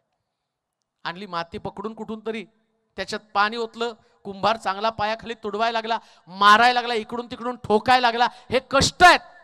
आता विसावा काय? मी तुला घडवत घडवत घडवत घडवत पात्र बनवेल आणि पात्र बनवल्यावर मी तिथं ठेवणार. आता पात्र विसावा आहे. आता पात्र काय? पात्राचं काम काय? ते काही करत नाही, फक्त तोंड वाकडं करून हसत असतं. कोणाला पाहिजे त्यानं येऊन घेऊन जा आणि मला घेऊन ज्याला जसा वापर करायचा तसं करा. लक्षात ठेवा, जेव्हा कष्टातनं सुटका होती तेव्हा तुमचा वापर होतो. या हो कष्ट घेऊन प्रभूकडे. दुःखित अंतःकरणानं रडत रडत प्रभूकडे या. काहीतरी तुमच्या वेदना प्रभूला दिसू द्या. वेदना आहेत आणि त्या वेदनेपासून सुटका तुम्हाला जगामध्ये कोणीच देणार नाही. कोणीच नाही हो. किती पण तुम्ही त्रास घेऊन जागा, कोणी तुम्हाला सुटका देणार नाही. कोणी व्यक्ती देणार नाही. जगातल्या कोणा व्यक्तीमध्ये ती ताकद नाहीये. इवन ती माझ्याकडे ताकद नाही. इवन पास्टर बसले त्यांच्याकडे ती ताकद नाही. अहो माझ्याकडे ती ताकद असती ना तर एवढं लांबून प्रवास करून तुम्हाला ओरडून ओरडून सांगायची गरजच नाही मला. एक जस्ट प्रेयर केली असती, विषय संपला असता. चला आपण प्रार्थना करू. तुमच्या डोक्यावर हात ठेवतो, तुम्ही प्रार्थना करायचा. नाही माझ्यामध्ये ती ताकद आणि जगातल्या कोणत्या सेवकाकडे ती ताकद नाही. ऐका, कोणी तुम्हाला सांगत असेल तर तुमचं मिसगाईड ते तुम्हाला करत आहे. वक्त्यामध्ये प्रीचरमध्ये ताकद नाही, पण ताकद मात्र येशूमध्ये आहे.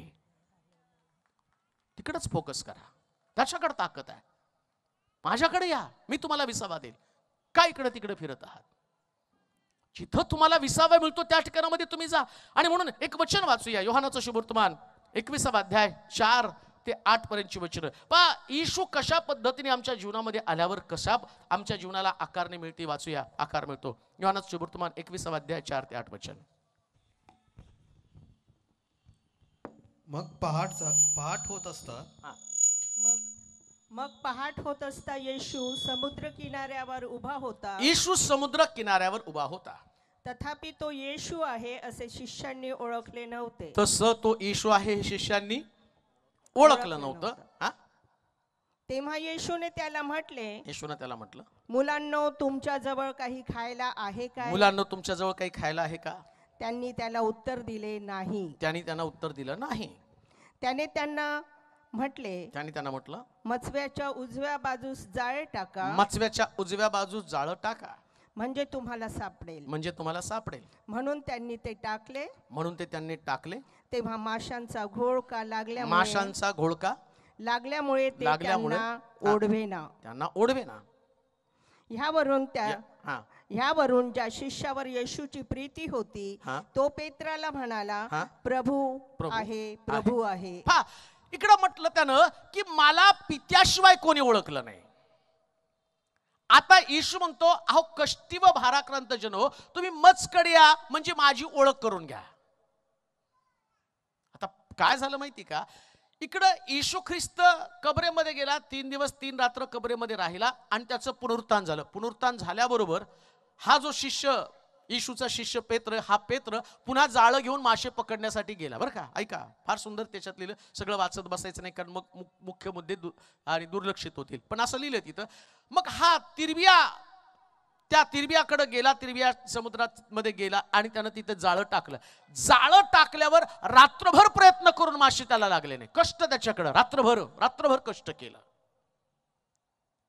आणि रात्रभर कष्ट करून आता परतीच्या मार्गाला तो होता. आणि तेवढ्यात येशू आला. आणि येशू आल्यावर सुद्धा या शिष्यांनी अजून पण येशूला ओळखलं नव्हतं. किती दिवसानंतर? 3 दिवसानंतर. किती दिवसानंतर हो? पुनरुत्थान झाल्यावर त्याने दर्शन दिलं, म्हणजे 3 दिवसांनी तो उठला.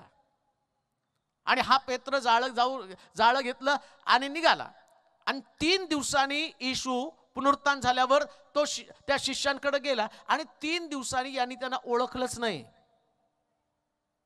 नंतर ओळखलं, मी सांगेल तुम्हाला कसं ओळखलं. आणि ओळखल्यावर काय झालं. अहो कष्टीव भाराक्रांत तुम्ही मजकडे या, मी तुम्हाला विसावा देईल. ओळख होणं किती गरजेचं आहे त्याच्या संबंधाने मी बोलत. येशूला ओळखलंच नाही त्यांनी, 3 दिवसांनी ओळखलं नाही. 3 दिवसामध्ये जर येशूला ओळखू शकत नाहीत, 5-5, 7-7 आठवडे, कोण वर्ष चर्चला येतच नाही. डायरेक्ट नाताळ, नवीन वर्ष. तुमच्याकडे माहित नाही, पण आमच्या सोलापूरमध्ये नाताळ, नवीन वर्ष, गुड फ्रायडे, ईस्टरला मंडप टाकावा लागतो. आणि ड्रायव्हरी खुर्च्या भरलेल्या त्या सभासदाला ओरडत असतात, या या या या. आणि मग नाताळ, नवीन वर्षाला तुम्ही जर त्यांना बघितलं ना, तर त्यांच्यासारखे प्युअर ख्रिश्चन तुम्हाला सापडणार नाही का. नेल पेंट, मेहंदी, सगळं नवीन. आता आमचं लहानपण मला आठवतं की आम्ही नाताळाच्या दिवशी उठण्यानं आंघोळ करायचो. उठण्यानं नाही, ह्यांना लाटण्याने घातली पाहिजे नाही का. वर्ष येतच नाही चर्चला. नाताळ आहे, उठण्याने आंघोळ, आणि तो मोती साबण. तर नाताळ आहे, वर्षानं चर्चला उगवायचं, वर्षभर कधी दिसायचं नाही. आणि मग ख्रिस्त आणि हॅपी क्रिसमस आणि करायचं काय माहिती का. इतकं भारी आमची पद्धत आहे ना. आपल्या करंज्या त्यांना, त्यांच्या करंज्या आपल्याला, आपले लाडू त्यांना, त्यांच्या. ही तुमची ओळख आहे. बरं ती ओळख तरी काय, खाता खाता ते बोट मोडतात. काय बाकूर घातलाय, नुसता रवा, मनुक्याचा तर तपासच नाही, खिसमिस नाही, खसखस नाही. ही तुमची ओळख. जेव्हा ख्रिस्ताची ओळख पटती, ऐका बरं का, इकडं येशू 3 दिवसानंतर त्यांच्या समोर उभा राहिला. आणि येशूनं पहिला प्रश्न त्यांना केला, तुमच्याकडं खायला भाकरी आहेत का. हा प्रश्न आहे बरं का. जे तुमच्याकडं नाही ना, ते येशू, एकदा तुम्हाला येशू प्रगट झाला की जे नाही ते तुम्हाला दाखवायला सुरुवात करतो. अहो कष्टी भाराक्रांत तुम्ही माझ्याकडं या. ऐका,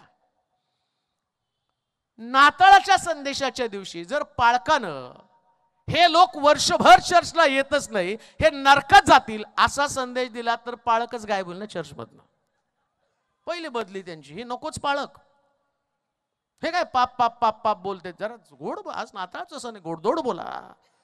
घ्या तिळगुळ घ्या आणि गोड बोला. हॅपी क्रिसमस,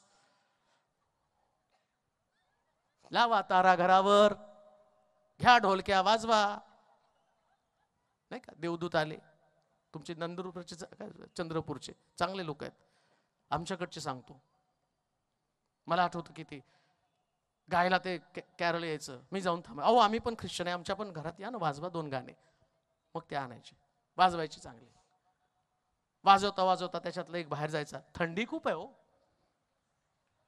हे बघा देवदूत, स्वर्गातनं प्रगट झालेले देवदूत फुकायला लागलेत बिड्या नाही का. स्वर्गातनं प्रगट झालेले देवदूत तिकडे जाऊन दारूच्या बाटल्या फोडायला लागलेले. कसा ख्रिस्त तुम्हाला प्रगट झाला. ख्रिस्ताचं प्रगट, अहो कष्टी व भाराक्रांत जनो. म्हणजे तुम्ही एक चिंता घेऊन निघालेला आहे. काय चिंता आहे तुमच्या, काय तुमची नेमकी चिंता आहे, समस्या काय तुमची. आता मला माहिती आहे आता माहोल कशाचा आहे. डिसेंबर आल्याबरोबर सगळ्यांच्या डोक्यामध्ये आता नाताळ आहे, घराला रंग द्या हो. आमची चिंता कसली, कष्ट कोणतं आहे आमचं, घराला रंग कसला द्यावा, आणि त्याच्यातही घरात भांडण होतं. हिरवाच का दिला, पिवळाच द्यायचा होता, पिवळा का दिला, निळाच द्यायचा होता. हात हे बघा नाताळ. तुमची चिंता तुमचे कपडे, तुमची वस्त्र, तुमचं रंग, तुमच्या घरातल्या वस्तू, पण येशूची चिंता काय? जे तुमच्याकडे नाही त्याच्याविषयी तो बोलतो. भाकरीत का तुमच्याकडं? कोणती भाकर हो? ऐका, कोणत्या भाकरीविषयी येशू बोलतो? आत्मिक संजीवन सभा. तुमच्याकडे खायला भाकरी आहे का, हा येशूने प्रश्न केला. आणि प्रत्येक वेळेस याचं उत्तर नाहीच आहे. आठवतं का डोंगरावरती शिष्य आले, ते म्हटले 3 दिवस झालं हे लोक उपाशी तापाशी आपल्या बरोबर, प्रभूजी यांना भाकरी द्या. येशू म्हटला तुमच्याकडच्या भाकरी यांना द्या. ते म्हटले आमच्याकडे भाकरी नाही. आणि तिथं डोंगरावरती एका मुलाकडे 5 भाकरी 2 मासे, त्याने दिल्या. यांना भाकरी नाही म्हणायची सवय आहे. आता येशूने परत विचारलं पुनरुत्थानावर, भाकरी आहे का? नाही. मग कशाला मासे धरायला आला? या लोकांना एवढी नाहीची सवय झालेली असते ना. काही लोकांना विचारलं, काय नाही आमच्याकडं, उसने जर चर्च बांधकाम काढायला लागलं, नाही ना असतं तर तुम्हाला. पालक साहेब अशी प्रार्थना करा, आमचं शेत विकलं जावं, आणि मग ह्यांच्या शेतात 12 महिने प्रॉब्लेम, त्याचे 12 मालक, आणि मग पाळकाला जा, हे विकलं ना आम्ही त्या तुमच्या चर्चला दे. राहू द्या तुमचं, नाहीची एवढी आम्हाला सवय नाही. आणि ते बघा, कुठं लग्नाला जायचं ना तर तिथं फुशारकी मारायला कर्ज काढून आहेर करणार, आणि देवाच्या मंदिरामध्ये म्हटलं तर नाही आमच्याकडे भाकरीच द्या हो. देवाच्या मंदिरासमोर आमच्याकडे भाकरीच नाहीये. पण देवेच्या घरामध्ये एलिया गेल्यावर त्या बाईला म्हणतो, बाई मला पहिले भाकर आण.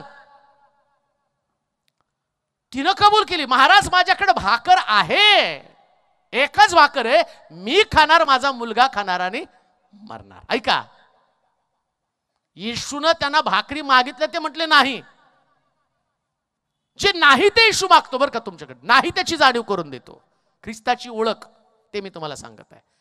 ख्रिस्ताची ओळख झाली ना, जे नाही ते शोधलं पाहिजे. काय माझ्यामध्ये नाहीये? प्रार्थना नाहीये, समर्पण नाहीये, शुद्धता नाहीये, पवित्रता नाहीये, चांगलं बोलणं नाही, चांगला विचार करणं नाहीये, निगेटिव्हिटी सगळी. जे नाही ते बघत असतो तो, जे नाही ते बघतो.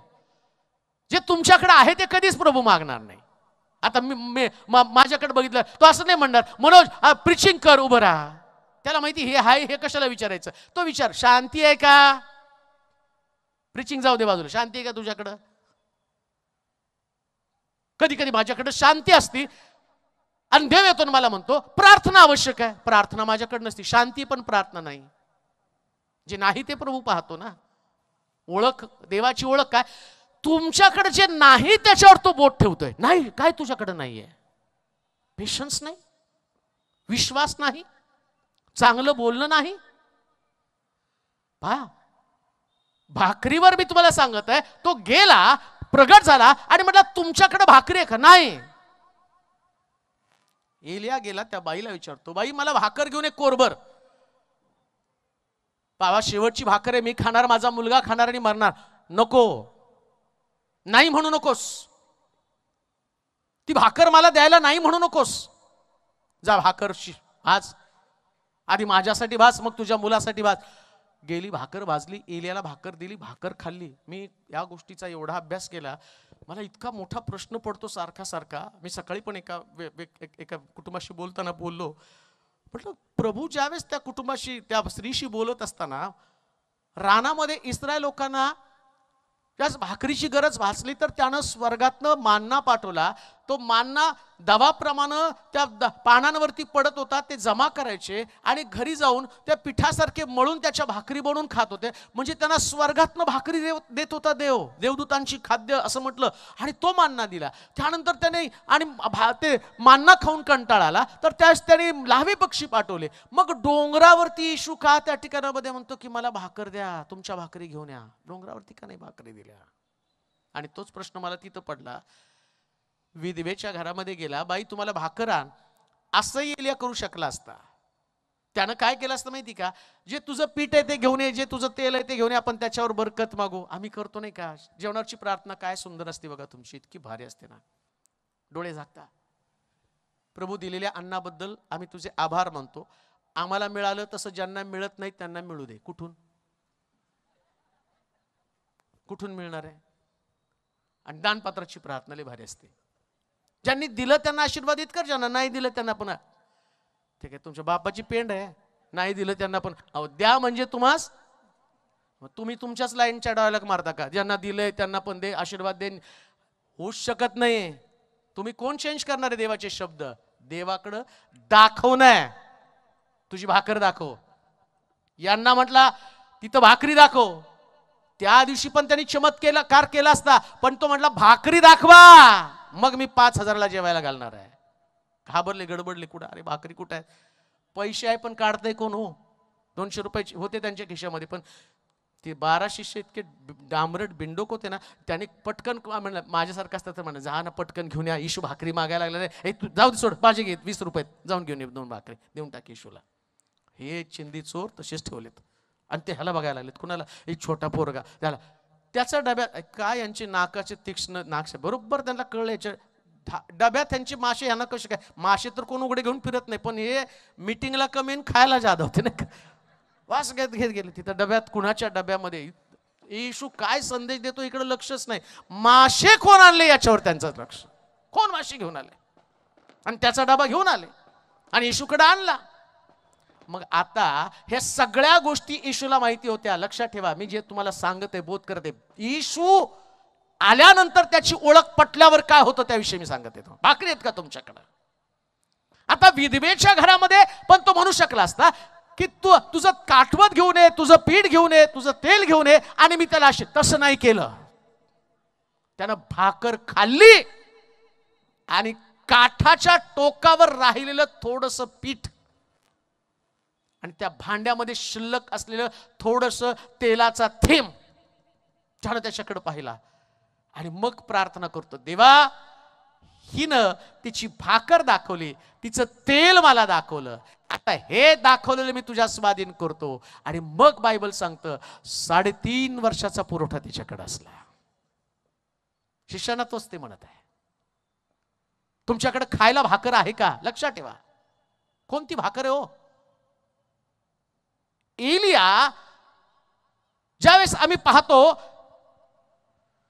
त्या राणीच्या शब्दाला घाबरून, इजबेल राणीच्या शब्दाला घाबरून, ज्या एलियानं इजबेल राणीचे 450 संदेष्टे मारले, पण तो असणारा एलिया घाबरला आणि गुहेमध्ये जाऊन लपून बसला. मारल्यावर त्याला शुद्धीवर आलं. का तर त्या राणीने सांगितलं, उद्या तुला मी असंच मारणार जसं माझे संदेष्टे मारून टाकले. ऐका बरं का, येशू म्हटला तुमच्याकडे भाकर आहे का? आता हे ऐकल्यावर एलिया घाबरला आणि गुहेमध्ये जाऊन लपून बसला. मी भाकर सांगतोय, तुमच्याकडे काय असणं जे नाही ते प्रभू तुमच्याविषयी बोलत आहे, जे तुमच्याकडे नाहीये. आणि इकडं हा एलिया गुहेमध्ये जाऊन लपून बसला. तिकडं प्रभू आला, दूध पाठवला त्याला. आणि पहिला प्रश्न, एलिया तू इथं कशासाठी आला? तू इथं कशासाठी आला? त्याचा डायलॉग काय माहिती का? मी एकटाच उरलो ज्यानं त्या मूर्तीला अजून दंडवत घातलं नाही. अरे 7,000 लोक आहेत ज्याने अजून त्या मूर्तीला दंडवत घातलं नाही. काय सांगतोस तू? आणि असं लिहिलंय, त्याला भारी प्रवासाला जाण्यासाठी निखाऱ्यावरती भाजलेली भाकर आणि मस्केमध्ये असणारं पाणी त्या असणाऱ्या देवदूताने त्याला दिलं. निखाऱ्यावरती भाजलेली भाकर. भाकर हा सगळ्यांची गरज आहे. एलियाला सुद्धा ती आणि मग तो 40 दिवसाचा प्रवास एलियाने केला भाकर खाल्ल्यावरती. 40 दिवसाचा प्रवास. आहात कुठं तुम्ही? येशू ख्रिस्त तेच विचारतो, तुमच्याकडे भाकर आहे का? तुम्हाला प्रवास करायचा या जगामध्ये. ऐका, आम्हाला सगळ्याला या जगातला कठीण प्रवास, ज्याला कष्ट म्हटलेले, अहो कष्टी व भाराक्रांत जन हो, तुम्ही सर्वजण माझ्याकडे या, मी तुम्हाला. आणि 20वा शब्दात, 20वा म्हणजेच भाकर बर का. प्रवासावरून आल्यावर लोक काय खायला देतात?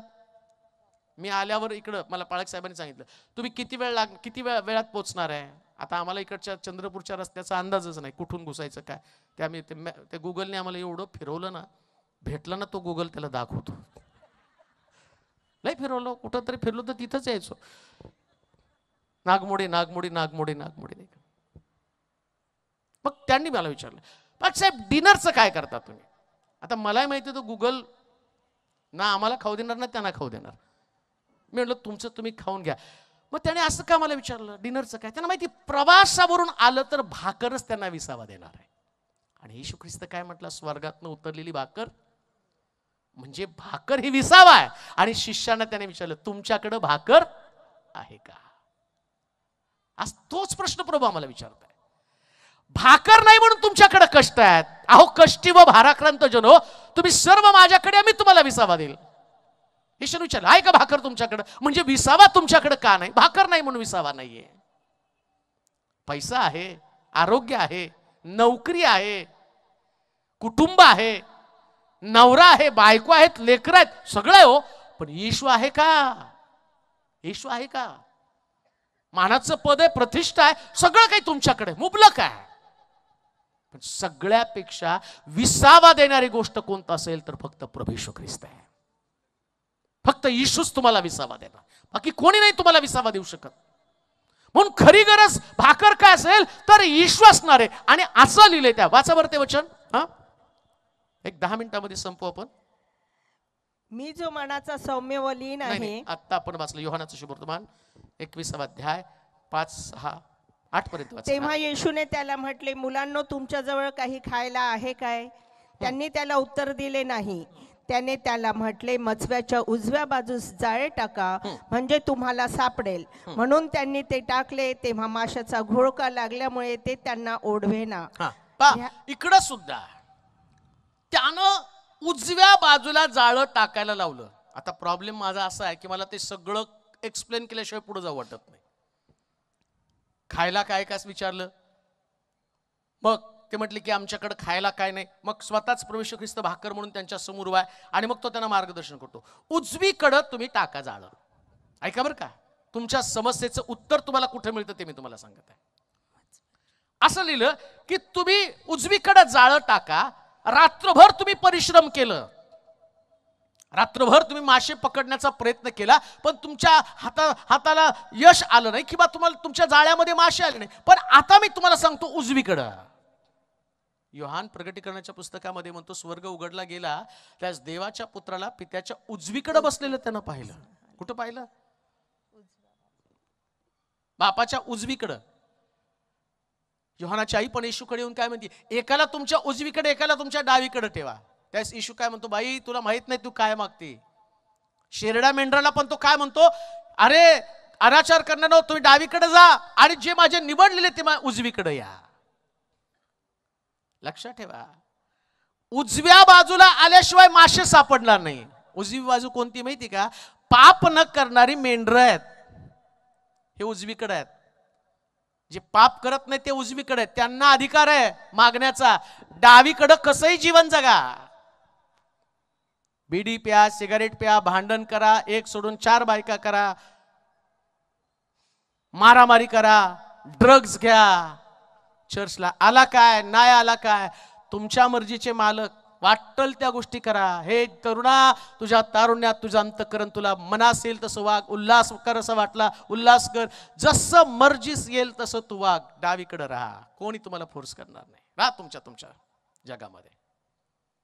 उजवीकडे यायचं तर देव तुम्हाला सांगतो उजवीकडे जाळं टाक. हे लय कठीण आहे, उजवीकडे येणं फार कठीण आहे. डावीकडे आणि उजवीकडे एक चोर आहे, आणि डावीकडचा चोर काय म्हणतो, तू देवाचा पुत्र आहे तर माझी सुटका कर. उजवीकडचा चोर म्हणतो, तू राजाधिकार नेशील तर माझी आठवण कर. तो म्हटलं, आज तू माझ्यावर सुखलोकात असशील. आता जाळं टाकताना पण तू उजवीकडे जाळं टाक. कुठं जाळं टाक? आता देवामध्ये राहून जेव्हा तुम्ही जाळं टाकताना, प्रभूमध्ये राहून, उजव्या बाजूला राहून, नीतीच्या मार्गामध्ये राहून ज्यावेळेस तुम्ही जाळं टाकताना, तुमच्या जाळ्यामध्ये एवढे आशीर्वाद येतात की ते आशीर्वाद घ्यायला बाहेरच्या लोकांना बोलवावं लागतं. बरं, असं नसतं. ते उजवीकडे थांबा, देवाच्या बाजूने थांबा. आणि देवाच्या बाजूने थांबणाऱ्या लोकांचं वैशिष्ट्य काय माहिती का? त्यांना एकटं उभं राहावं लागतं. उजवीकडे प्रभू येशू ख्रिस्त एकटाच आहे. मंडळीमध्ये तुम्हाला एकटं थांबावं लागणार, परिवारामध्ये तुम्हाला एकटं थांबावं लागणार आहे, सत्यासाठी तुम्हाला एकटं थांबावं लागणार आहे, चांगल्या गोष्टीसाठी तुम्हाला एकटं थांबावं लागणार, कष्टासाठी तुम्हाला एकटं थांबावं लागणार आहे. तुमच्या बरोबर कोणी येणार नाही, आणि अपेक्षा पण करू नका कोणी तुमच्या बरोबर असावं. लक्षात ठेवा, मॉब येतं ना तुमच्या बरोबर, मॉब तुम्हाला क्रुसावर देत असतो. येशू ख्रिस्तावर ज्यास मॉब आला त्यास ते सगळे म्हटले याला वधस्तंभी द्या आणि बरब्बसला सोडा. मॉब नेहमी बरब्बस मागतो. सत्य जे आहे ना त्या सत्यासाठी एकट्यालाच पुढे चालावं लागतं. निर्दोष निष्कलंक जीवन जगण्यासाठी एकट्याला संघर्ष करावा लागतो. जनरल डब्यामध्ये बसू नका. लोक वर्तन करतात तसं करू नका. तुम्हाला सेपरेट राहावं लागणार आहे, वेगळं, सगळ्यांपेक्षा वेगळं. काही मिळालं अथवा न मिळालं म्हणून देवाच्या भयापासून दूर जाऊ नका. उजवीकडे जाळं टाकलं आणि असं लिहिलं, त्या जाळ्यामध्ये पुष्कळ मासे आले. ऐका बरं का, मासे आल्याबरोबर, मला आता ते सगळं वाचून दाखवायचं आणि ते सगळं सांगत बसायचं तेवढा वेळ नाही, पण वाचता का थोडस, कसं मला ते समजेना, एकच मुद्दा झालाय फक्त. त्याने त्यांना म्हटले मचव्याच्या उजव्या बाजूस जाळे टाका. उजव्या बाजू जाळे टाका म्हणजे तुम्हाला सापडेल. म्हणजे तुम्हाला सापडेल. म्हणून त्यांनी ते टाकले. म्हणून ते त्यांनी टाकले. तेव्हा माशाचा घोळका लागल्यामुळे, माशाचा घोळका लागल्यामुळं ते त्यांना ओढवेना. पुढे ह्यावरून ज्या शिष्यावर येशूची प्रीती होती, यावरून ज्या शिष्यावर येशूची प्रीती होती, तो पेत्राला म्हणाला, प्रभू आहे, प्रभू आहे, प्रभू आहे. हे ऐकून शिमोन पेत्राने अंगारका घालून तो कमरेशी गुंडाळून घेतला. ऐका, आता येशू नाही, इथं पहा बरं का, अजून यांना येशू पुनरुत्थित झालेला आहे. पुनरुत्थित झाल्यावर हे निघाले. आता पुनरुत्थित झाल्यावर हे निघाले म्हणजे येशू यांच्या बरोबर 3 दिवस नव्हता. 3 दिवसात काय काय गडबड झाली माहिती का? पेत्र पहिले जगा घालून येशूवर फिरत होता. आता येशू नाही म्हटलं, पेत्राने जगा काढला नंगा. तिथे लिहिलंय तो नंगा, तो उघडा होता जहाजामध्ये. आणि येशू आल्याबरोबर त्याची ओळख पटली. येशू काय म्हणतो माहिती का? पित्याशिवाय मला कोणच ओळखत नाही, पित्यालाच माझी ओळख आहे. पेत्राला येशूची ओळख नव्हती. पेत्र नग्न होता, उघडा आहे, त्याची वस्त्र गेलेली आहेत. आणि वस्त्र या शब्दाचा अर्थ तुम्हाला माहिती का? रूथच्या पुस्तकामध्ये ज्यावेळेस तुम्ही जाता ना त्यावेळेस असं लिहिलंय, नामी रूथला सांगते, बवाज आपल्या आप्तापैकी कोणीतरी एक आहे, त्याला वतन सोडून घेण्याचा अधिकार आहे, हक्क आहे. तू काय कर, रात्री त्याच्या शेतामध्ये जा आणि पहाट होईल ना तर त्याचं अंथरूण तू आपल्या अंगावर घे. आणि ज्यावेळेस त्याचं अंथरूण तुझ्या अंगावर येईल ना, तू त्याच्या वस्त्राखाली, अंथरुणाखाली घेतल्या कारणानं आता त्याला आपलं वतन सोडावं लागणार आहे. काय हे वस्त्रामध्ये गडबड आहे जे पेत्रानं काढून टाकलं. यशाया 61:10 मध्ये म्हटलं की त्यानं तारणाची वस्त्र, तारण आहे, वस्त्रामध्ये तारण आहे. ही तारणाची वस्त्र, जेव्हा तुम्ही येशूची ओळख विसरता किंवा ख्रिस्त तुमच्यातनं निघून जातो, तुमच्यातलं तारण जातो, धार्मिक जीवन जात, धार्मिकतेची जागा आहे. आता मला त्या वस्त्रासंबंधानं पुन्हा तुम्हाला वेगळ्या विषयाकडे न्यावं लागतं, पण जाता जाता तुम्हाला सांगतो, ख्रिस्ताची ओळख ज्याला पटते ना तो परत धार्मिकतेचा जागा घालतो, परत धार्मिक बनतो. नग्न होता, पेत्रानं येशूला पाहिल्याबरोबर काय सांगितलं? त्यानं आपला जागा काढला आणि कमरेला गुंडाळा. अशा एका ठिकाणात म्हटलं त्याने डोक्याला बांधलेला होता. कुठं बांधला जागा? जागा कुठं घालायचा असतो? कुठं घालतात? अंगात घालतात का नाही? मग पेत्राने कुठं घातला? डोक्यात. तसं लोकांची धार्मिकता अंगात नाही, डोक्यात आहे. डोक्यात म्हणजे पोपटपंची वचनं पटपट पटपट पटपट बोलतील, आणि अंगात म्हणजे पाप करण्यात त्याचं अंग पाप करत नाही, हे सगळं पाप अंगाकडनं घडतं. डोळे बघतात वाईट, कान वाईट ऐकतात, डोळ्याने जी पाहिलं, कानाने जे ऐकलं, हात कृती करायला जातात. हे झाकायचं काय माहिती का? अंग झाकायचं. धार्मिकता अंगावरती असावी, डोक्यात नसावी. डोक्यामध्ये धार्मिकता ठेवू नका. येशूची ओळख झाल्यावर डोक्यातली धार्मिकता निघती आणि अंगावरती धार्मिकता येते, अंग झाकलं जातं. अजून एक गोष्ट मला सांगतो जाता जाता. नोहा तारवातनं बाहेर पडला असं लिहिलं, नोहा नग्न पडलेला आहे. आणि त्याच्या मुलानं बापाची नग्नता पाहिली आणि त्या कनानानं जाऊन सगळ्या लोकांना सांगितलं, त्या हमानं सगळ्याला सांगितलं, आपला बाप उघडाय उघडाय उघडाय. आणि आम्ही पाहतो की त्याने त्याच्या बाप दुसरा मुलगा आला आणि त्यानं काय केलं, आपल्या बापाची नग्नता झाकली आणि तो आशीर्वादित झाला. कनान शापित झाला का तर उघडाय. येशू आल्यावर जिथं तुम्ही उघडे आहात ना ते तुम्हाला झाकणं फार गरजेचं आहे. काय काय उघड आहे, कोणती जागा उघडी आहे, तोंड उघड आहे का व्यर्थ बडबडीनं. यशया संदेष्टा सगळ्याला हाय हाय म्हणतो, पण 6व्या अध्यायामध्ये यशाच्या पुस्तकामध्ये असं म्हटलं, तो म्हणतो मला हाय हाय. का तर वेदीवरचा इंगळ त्याने पकडला आणि त्याच्या ओठाला लावला. आता तो दुसऱ्याला हाय हाय म्हणत नाही, स्वतःला हाय हाय म्हणतो. झाकून टाका. आजपर्यंत लोकांना नावं ठेवली, पण आता लोकांना नावं ठेवू नका, स्वतःला नावं ठेवा. ख्रिस्ताची ओळख, जेव्हा येशूची ओळख येते ना, त्या नग्नता जाते, नग्नता निघून जाते. नग्न आहोत आम्ही. अहो आदामाला कळलं आम्ही नग्न आहोत. ऐका,